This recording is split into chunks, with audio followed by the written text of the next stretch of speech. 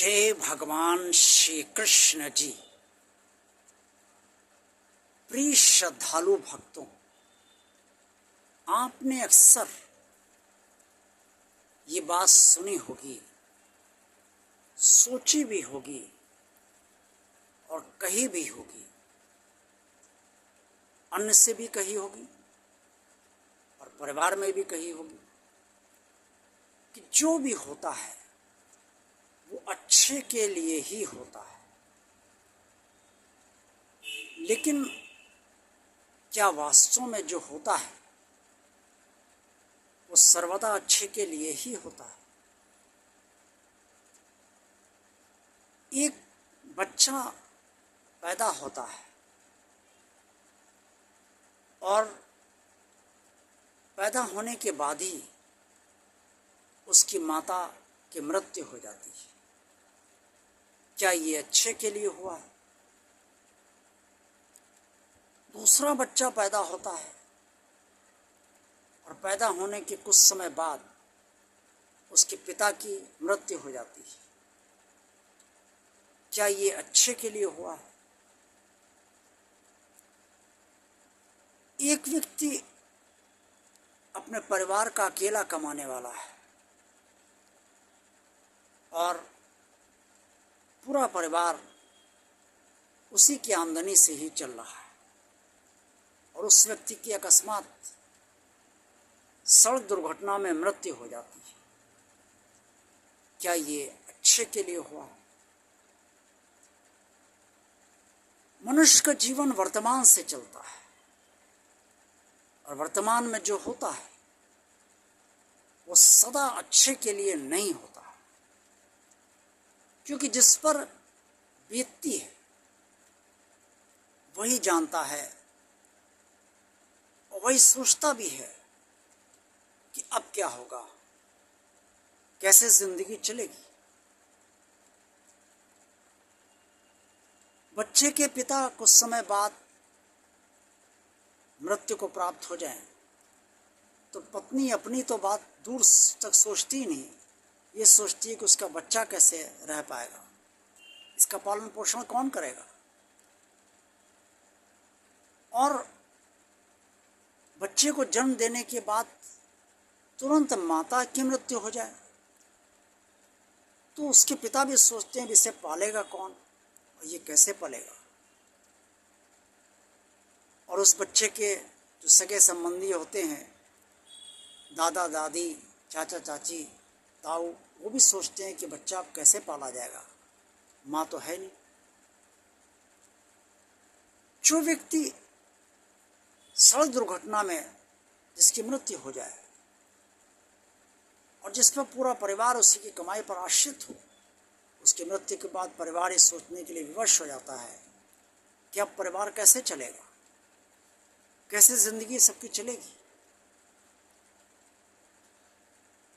तो कैसे माना जाए कि जो भी होता है वो अच्छे के लिए ही होता है? भविष्य में क्या अच्छा होगा क्या बुरा होगा ये किसी को पता नहीं रहता।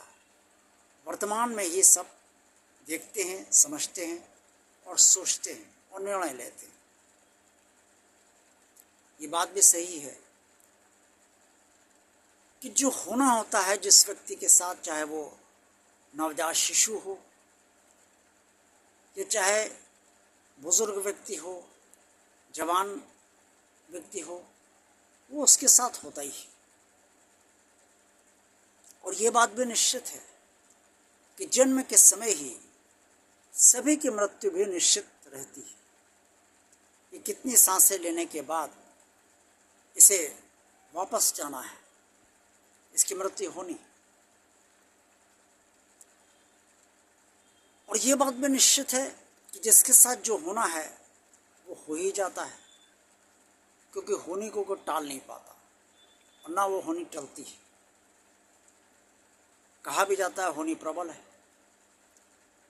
भगवान ने भी सबका भाग्य कर्मानुसार ही रचा है, बनाया है, निर्धारित किया है और उसके अनुसार समस्त प्राणी चलते हैं। मनुष्य भी उसी के अनुसार चलता है। गलती भगवान की भी नहीं है क्योंकि उसने न्याय के आधार पर ही अपना विधान भाग्य का रचा है। और गलती उस इंसान की भी नहीं है जिसे अपना भाग्य मालूम ही नहीं कि वो क्या करके आया है। वो तो बस भोग रहा है, बस भोगता जा रहा है। क्या करे वो, कैसे जीवन चले उसका।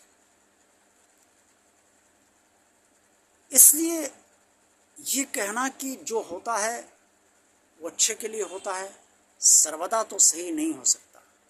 वर्तमान के लिए तो हर हाल में, हर स्थिति परिस्थिति में सही नहीं माना जा सकता। भविष्य में स्थितियां क्या बन जाएंगी,